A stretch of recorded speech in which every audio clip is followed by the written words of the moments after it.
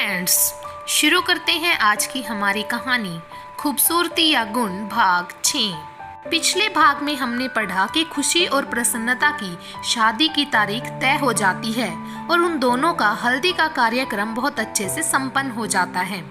अब आगे हंसी खुशी के इन पलों में आखिर शादी का दिन आ ही गया।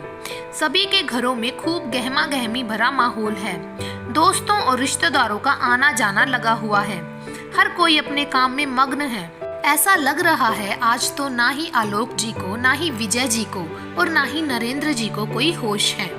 सभी शादी की तैयारियों में रमे हुए हैं। विजय जी बार बार स्मिता जी को कह रहे हैं, स्मिता हमें ठीक 8 बजे बारात लेकर पहुंचना है।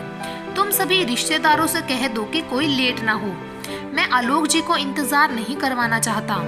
पास खड़ा आर्यन पापा की हाँ में हाँ मिलाता है और बोलता है, पापा बिल्कुल ठीक कह रही हैं, हमें समय पर ही पहुंचना चाहिए। आर्यन की बुआ उसका चुटकी लेते हुए कहती है, हाँ सही कह रहे हो तुम कहो तो अभी उनके घर पहुंच जाते हैं।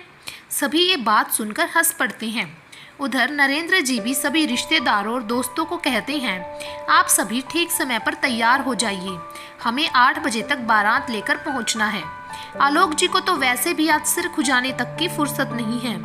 कभी वो हलवाई तो कभी मिठाई वाले को और कभी साज सजावट वाले को हिदायतें दे रही हैं। कहीं भी कोई कमी नहीं होने देना चाहते वो अपनी बेटियों की शादी में। शाम के समय दोनों लड़कियां तैयार होने के लिए पार्लर चली जाती हैं। पूरा मैरिज हॉल रंग बिरंगी रोशनी से चमक रहा है। आलोक जी ने अपनी बेटियों की शादी के लिए ऐसी बढ़िया सजावट करवाई है। हर कोई सजावट देखकर तारीफ ही कर रहा है। सरोज जी भी नारंगी बॉर्डर वाली क्रीम रंग की साड़ी में बेहद सुंदर लग रही हैं। आलोक जी उन्हें छेड़ते हैं, सरोज शादी हमारी नहीं हमारी बेटियों की है। सरोज शर्म से मुस्कुराकर कहती है, आप भी क्या कह रहे हैं। दरअसल बरसों से जिस दिन का इंतजार किया था वो आज आ ही गया। मुझ पर तो इसी खुशी का रंग चढ़ा हुआ है। चलिए मुझे बहुत काम है।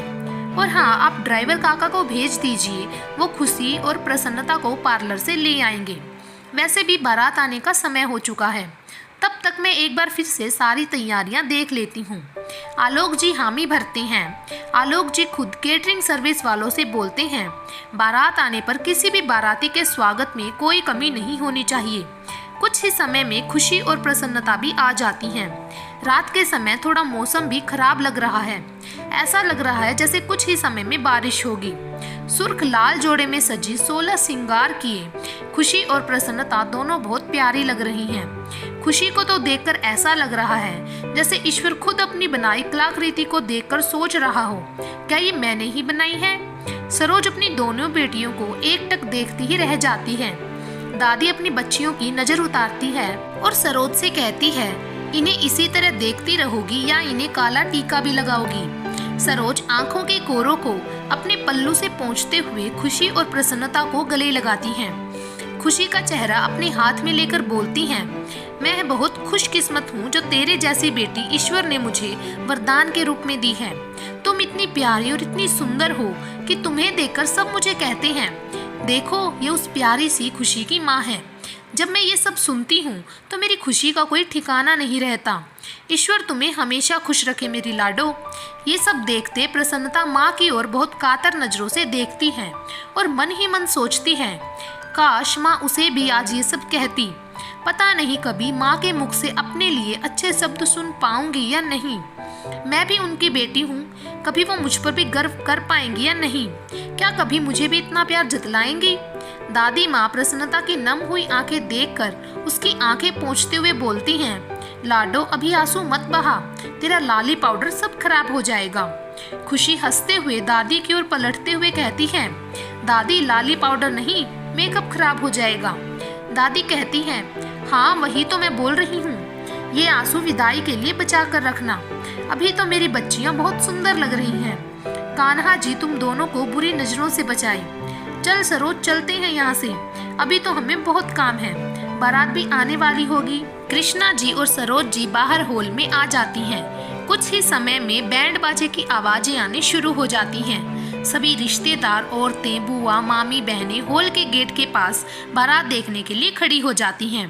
कृष्णा जी सरोज जी को आरती की थाली तैयार करने को कहती हैं। बारात और नजदीक आ जाती है। घोड़ी पर चढ़ा आर्यन सचमुच का राजकुमार लग रहा है। दूसरी ओर से केशव की बारात भी आ जाती है। ऐसा लग रहा है कि मानो आज जहान भर की खुशियां आलोक जी के आंगन में ही आ रही हैं। अपने दोनों दामादों को देखकर आलोक जी खुशी से फूले नहीं समाते। मन ही मन वो अपने ईश्वर को धन्यवाद देते हैं। हॉल के गेट पर ही मिलने की रस्म अदा की जाती है। आलोक जी अपने दोनों समधियों को गले लगाते हैं। दोनों हाथ जोड़कर वो उनका बड़े प्यार से स्वागत करते हैं। दोनों दामादों को घोड़ी से उतारकर अंदर लाया जाता है। सरोज जी अपने दोनों दामादों की आरती उतारती हैं, अपनी दोनों समधनों से गले मिलती हैं और बड़े आदर और प्यार से उनका स्वागत करती हैं। स्मिता जी और मालिनी जी भी अपने अपने बेटों की शादी को लेकर बहुत खुश हैं। हॉल खचाखच भरा हुआ है। सभी लोग हंस बोल रहे हैं, खा पी रहे हैं। दोनों ओर के बाराती संगीत की धुन पर नाच रही हैं। सभी लोग आलोक जी के द्वारा शादी के लिए की गई तैयारियों की तारीफ कर रही हैं। ज्यादातर लोगों की जुबान पर एक ही बात है, इनकी बेटी खुशी बहुत खुशकिस्मत है जो उसे शहर के सबसे धनी परिवार के बेटे का रिश्ता मिला। कोई कह रहा है आर्यन भी कम खुशकिस्मत नहीं है जो उसे इतनी सुंदर लड़की मिल रही है। कुछ लोग आलोक जी और सरोज जी को भी किस्मत वाला बता रही हैं कि वो अपनी एक बेटी को तो बहुत बड़े घर में ब्याह रही हैं। लोग दबी जुबान से ये बात भी कर रहे हैं, प्रसन्नता के लिए तो ठीक ठाक घर ही चुना है। खुशी की मामी भी सबसे कहती फिर रही है, अरे प्रसन्नता देखने में भी तो साधारण सी है। शुक्र है भगवान का कि उसे केशव ने पसंद कर लिया, वरना इसके चक्कर में तो खुशी भी कुंवारी रह जाती। इस तरह की बातें दादी के कानों में भी पड़ती हैं। वो मामी को डांटते हुए कहती हैं, क्यों तुम ऐसी बातें कर रही हो? बहुत खुशकिस्मत है मेरी प्रसन्नता। ना जाने क्यों तुम लोग बाहरी सुंदरता की चकाचौंध में ऐसे डूबे हुए हो कि तुम लोग ये भी भूल गए हो कि सुंदर होना अच्छी बात है, परंतु सुंदरता हमेशा साथ नहीं रहती। समय के साथ सुंदर दिखने वाले व्यक्ति भी बदल जाता है। सूरत की सुंदरता समय के साथ ढलने लगती है, परंतु सीरत की सुंदरता समय के साथ बढ़ती है और हमेशा साथ रहती है। और रही बात मेरी बेटी प्रसन्नता की, तो वो सूरत और सीरत दोनों में ही बहुत सुंदर है। दादी की डांट सुनकर मामी वहां से खिसक जाती है। सब कुछ बहुत अच्छे से हो रहा होता है। पंडित जी भी मंडप में शादी की रस्में निभाने की तैयारी कर रहे हैं। बाहर बारिश शुरू हो चुकी है। विजय जी, नरेंद्र जी और सभी रिश्तेदार एक दूसरे से बातचीत करने में मग्न हैं। केशव और आर्यन सोफे पर एक साथ बैठे हैं। दोनों एक दूसरे से मिलते हैं। आर्यन केशव से कहता है, अब तो हम दोनों भी रिश्तेदार बनने वाले हैं। केशव हल्का सा मुस्कुराता है और मन ही मन सोचता है, आर्यन ही खुशी के लिए एकदम परफेक्ट लड़का है जो खुशी को हमेशा खुश रख सकता है। सरोज जी अपने दामादों को देखकर बहुत खुश हो रही हैं। खास तौर से आर्यन को देखकर वो मन ही मन बहुत खुश हो रही हैं। वो खुशी के बचपन से ही उसके लिए ऐसे ही राजकुमार की कल्पना करती थी, जो कि आज सच में पूरी होने वाली है। इतने में आलोक जी भी वहाँ आ जाते हैं। पंडित जी दोनों लड़कों को मंडप में बैठने को कहते हैं। हॉल के एक तरफ गुलाब के फूलों से सजे 2 मंडप बने हुए हैं। मंडप की सजावट बहुत सुंदर है। विजय जी और नरेंद्र जी शादी की तैयारियों को लेकर और आलोक जी द्वारा उनकी खातिरदारी को लेकर उनकी खूब सराहना कर रहे हैं। तभी पंडित जी सरोज जी से लड़कियों को मंडप में लाने के लिए कहते हैं। आर्यन और केशव अपने अपने माता पिता के साथ मंडप में आकर बैठ जाते हैं। सरोज जी दोनों को देखती है और अपनी बेटियों के भाग्य की सराहना करते अपनी बेटियों को लेने चली जाती हैं। पंडित जी भी बार बार कह रही हैं, शुभ मुहूर्त का समय निकला जा रहा है। कुछ ही समय में सरोज जी और उनकी रिश्तेदार औरतें दोनों दुल्हनों को लेकर हॉल में प्रवेश करते हैं। हर किसी का ध्यान दुल्हनों को देखने की तरफ हो जाता है। दोनों लड़के भी अपनी दुल्हनों की ओर देखते हैं, परंतु दोनों ही अपना मुख नीचे कर लेते हैं। आर्यन की माँ आर्यन को छेड़ते हुए कहती है, फिक्र न कर, मैं देख आई हूँ तेरी दुल्हन को, बेहद सुंदर लग रही है। अच्छा हुआ घूंघट में है, वरना मेरी बहू को नजर लग जाती। दरअसल दोनों लड़कियों के चेहरे घूंघट से ढके हुए हैं। दादी ने पहले ही कह रखा था कि शादी होने के बाद ही दूल्हे अपनी दुल्हनों के चेहरे देख सकते हैं। असल में इनके यहाँ ऐसा ही रिवाज है।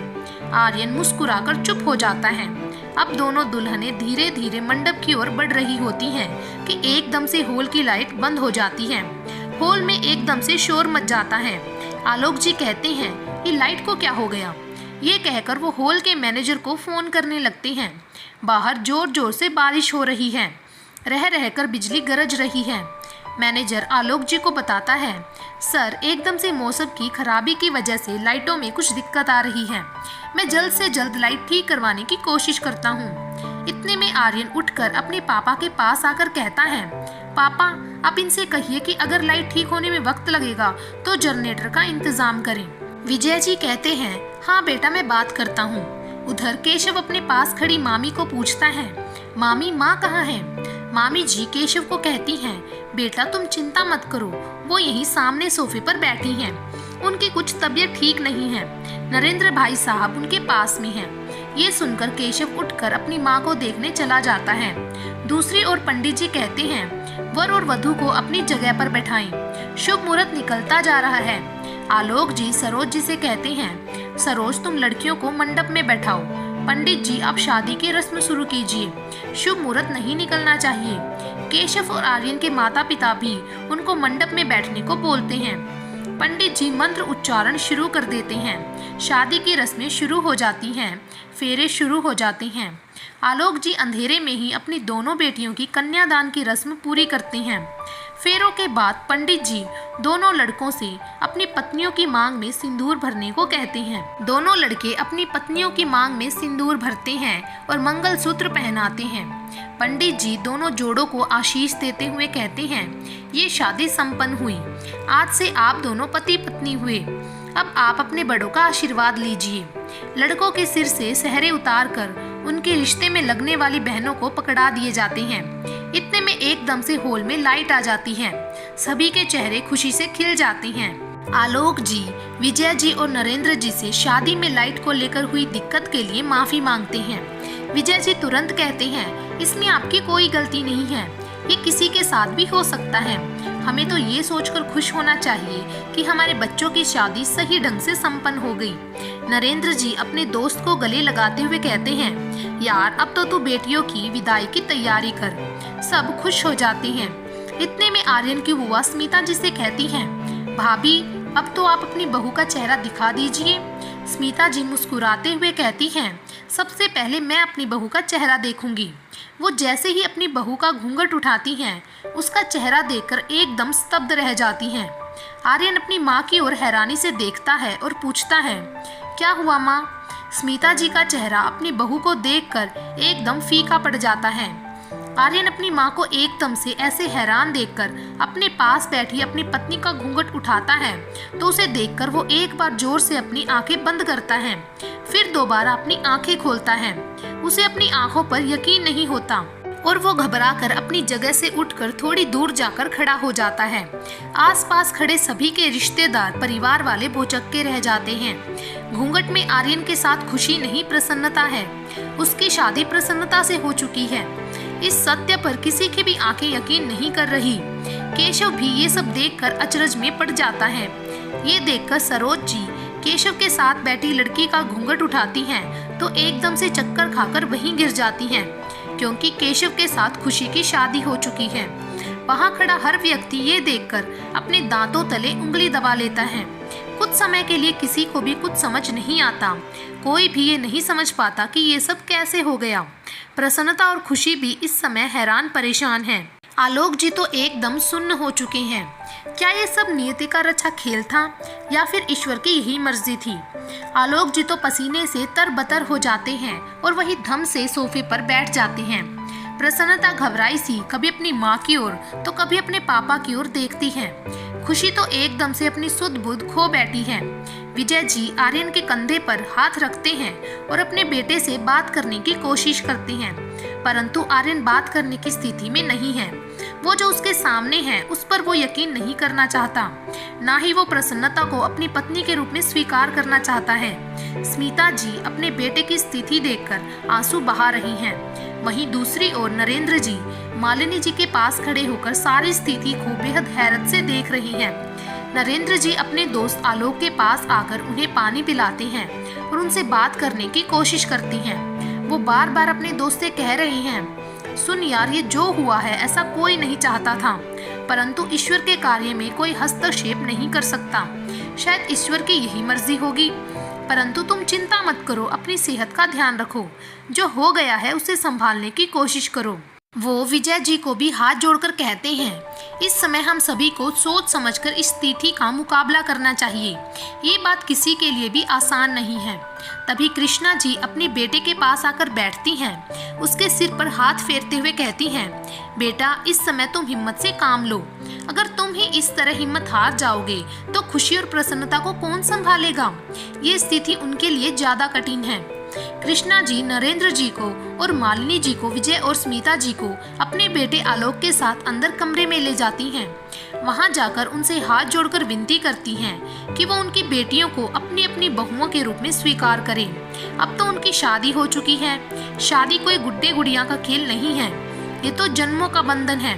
वैसे भी ये कान्हा जी की मर्जी ही रही होगी। इसके पीछे जरूर कोई अच्छा कारण होगा। ये तो आप सभी ने सुना है, मन का हो तो अच्छा और ना हो तो और भी अच्छा। आप सब बड़े हैं, सोच समझकर ही फैसला लें। हाँ, मैं ये जरूर मानती हूँ बच्चे ना समझ हैं, उन्हें एक दूसरे को अपनाने में और समझने में थोड़ा समय लगेगा। परंतु अगर हम भी इस समय कोई नासमझी करेंगे तो ये ठीक नहीं होगा। शायद इस समय हमारा लिया हुआ एक अच्छा फैसला इन चारों की जिंदगी में खुशियाँ भर सकता है। तभी स्मिता जी अपने आंसू पोंछते हुए कहती हैं, माँ जी शायद आप ठीक कह रही हैं, परंतु मैं अपने बेटे को जानती हूँ। वो खुशी के साथ अपनी शादी को लेकर बहुत खुश था। हजारों सपने उसने अपने जीवन संगनी के साथ संजोए हुए थे। आज उसके सारे सपने टूटकर बिखर चुके हैं। ना जाने वो कब इस चुभन से बाहर आ पाएगा। पता नहीं वो कभी प्रसन्नता को अपनी पत्नी के रूप में स्वीकार कर पाएगा या नहीं। आज मैं और विजय जी प्रसन्नता को अपनी बहू के रूप में स्वीकार करके अपने घर भी ले जाएं, परंतु क्या हम उसे आर्यन की जिंदगी में वो जगह दिला पाएंगे जो आर्यन ने अपनी जिंदगी में खुशी को देने की सोच रखी थी। आप ही बताएं कि हम इस रिश्ते को जबरदस्ती से निभाने के बारे में सोच सकते हैं। कृष्णा जी स्मिता के पास बैठकर समझाती हैं, देखो बेटा, मैं ये नहीं कह रही कि ये सब बहुत आसान है, परंतु ये भी जानती हूँ कि नामुमकिन कुछ भी नहीं है। जिसे ईश्वर ने उलझाया है वो इसे सुलझाने का रास्ता भी दिखाएगा। आर्यन के दिल और दिमाग में खुशी को निकाल पाना मुश्किल तो है, परंतु आप ये भी मत भूलिए कि प्रसन्नता तो इससे भी बड़ी मुश्किल में है, जो ये जानती है कि वो आर्यन के दिल में कभी अपनी जगह नहीं बना पाएगी। ऊपर से उसे इस बात का दुख हमेशा रहेगा कि वो अपनी बहन की खुशियों के आड़े आई। दूसरी ओर समस्या तो इस बात को लेकर भी है कि क्या खुशी कभी केशव को अपना पाएगी या नहीं। नरेंद्र और मालिनी पर तो मुझे पूरा भरोसा है। वो जैसे प्रसन्नता को अपनी बेटी मान चुके थे, उसी तरह खुशी को भी अपनी बेटी बनाकर रखेंगे। लेकिन क्या खुशी और केशव आपस में अपनी जिंदगी शुरू कर पाएंगे? लेकिन अभी समय ये नहीं कहता कि हम कल के बारे में सोचें। फिलहाल हमें तो इस समस्या का यही हल लगता है कि अनचाहे ही सही खुशी की केशव से और प्रसन्नता की आर्यन से शादी हो चुकी है। इस बात को झुठलाया भी नहीं जा सकता। सारी बिरादरी के आगे ये बात आ चुकी है। अब तो स्मिता जी आप आर्यन को समझाएं और हम अपनी बेटियों से बात करेंगे, क्योंकि इस समय तीनों घरानों की इज्जत का सवाल है। बेहतर होगा कि हम विदाई की रस्म करते हैं। दादी की बात सुनकर विजय जी, जो कि चुपचाप सोफे पर बैठे सब सुन रहे होते हैं, एकदम से कहते हैं, ठीक कह रही है माँ जी, बात अकेले आर्यन की नहीं है, चारों बच्चों की है। अगर हम बड़े ही स्थिति को नहीं संभाल पाए तो सारी बिरादरी के सामने हमें शर्मिंदा होना पड़ेगा। नरेंद्र जी, क्या आप मेरी बात से सहमत हैं? नरेंद्र जी कहते हैं, आप ठीक कह रहे हैं भाई साहब, जो होना होता है वही होता है। मैं केशव से बात करता हूँ, आप आर्यन से बात कीजिए। नरेंद्र जी अपने दोस्त आलोक को कंधे से पकड़कर उठाते हैं और कहते हैं, लाले तुम घबराओ नहीं, अपनी बेटियों से बात करो, धीरे धीरे सब ठीक हो जाएगा। वैसे भी सरोज भाभी की तबीयत ठीक नहीं है, वो कुछ सोचने या समझने की स्थिति में नहीं है। इस मुश्किल का हल हम सबको मिलकर ही निकालना है। आलोक जी और दादी जी खुशी और प्रसन्नता से बात करने जाते हैं। खुशी तो एकदम शिथिल हो चुकी है, वो किसी भी बात का कोई जवाब नहीं दे रही है, चुपचाप आंसू बहा रही है। आलोक जी अपनी बेटी की ऐसी हालत देखकर उसे गले लगाते हैं और बड़े प्यार से समझाते हैं, खुशी जो हो गया वो मेरे बस में नहीं था, परंतु बेटा केशव तुम्हें बहुत खुश रखेगा। मैं यकीन के साथ कह सकता हूँ कि वो लड़का तुम्हें दुनिया की हर खुशी देगा। तुम आर्यन के बारे में सोचना बंद कर दो। दूसरी ओर प्रसन्नता का रो रो कर बुरा हाल है। दादी प्रसन्नता को चुप करवाते हुए कहती हैं, रो मत लाडो, मुश्किल घड़ी है, कठिन इम्तिहान है, पर मुझे मेरी बच्ची पर पूरा यकीन है कि वो हार नहीं मानेगी। प्रसन्नता, तुम तो मेरी बहादुर बेटी हो। मुझे पता है कि तुम सभी का दिल जीत लोगी, सभी को अपना बना लोगी। थोड़ी कठिनाई जरूर होगी, परंतु तुम ये सब संभाल लोगी। प्रसन्नता रोते रोते दादी के गले लग जाती है और कहती है, दादी मैं ये नहीं कर सकती। मैं खुशी को दुख देने की वजह कभी नहीं बनना चाहती थी। ये सब ठीक नहीं किया कान्हा जी ने। दादी कहती है, बेटी ऐसा नहीं कहते। उस चक्रधारी की लीला को कोई नहीं समझ सकता। सुन मेरी बात, तुम अपने दिमाग से बात निकाल दो कि तुम खुशी की खुशियों को छीनने की वजह बनी हो। ये सब नियति का खेल था। ना लाइट खराब होती, ना ही आर्यन और केशव गलत जगह बैठते, और ना ही ये शादियां होती। परंतु ये सब हुआ, इसके पीछे का कारण वो ऊपर वाला ही जाने। तुम तो मेरी समझदार बेटी हो, अपने परिवार और अपने पति का दिल जीतने की पूरी कोशिश करोगी। देखना, आर्यन भी धीरे धीरे ये सब समझ जाएगा। दादी खुशी को भी समझाती हैं, खुशी बेटा, अगर केशव को मन से अपनाने की कोशिश करोगी तो अपनी जिंदगी खुशहाल बना लोगी। अब केशव ही तुम्हारे लिए सब कुछ है बेटा। जिंदगी के साथ कई बार समझौते करने पड़ते हैं, पर कुछ समझौते हमारी जिंदगी के लिए अच्छे भी होते हैं। खुशी दादी की किसी भी बात का कोई उत्तर नहीं देती। दोनों लड़कियों को समझाकर उनकी विदाई की तैयारी की जाती है। एक और खुशी कोई उत्तर नहीं दे रही है, दूसरी ओर आर्यन बहुत गुमसुम सा है। इसी तरह से दोनों लड़कियां अपने घर जाने के लिए तैयार हो जाती हैं, एक नई जिंदगी की शुरुआत के लिए। देखिए दोस्तों, क्या होगा? क्या आर्यन कभी प्रसन्नता को अपना पाएगा? क्या खुशी कभी केशव को अपनाएगी? जुड़े रहिए मेरे साथ खुशी और प्रसन्नता के इस सफर में। आज की कहानी यही करते हैं समाप्त। बाकी की कहानी आपको मिलेगी भाग नंबर 7 में। तब तक के लिए हमसे जुड़े रहें, और अगर वीडियो पसंद आई है तो वीडियो को लाइक करें, शेयर करें और मेरे चैनल को सब्सक्राइब कर लें। Thank you.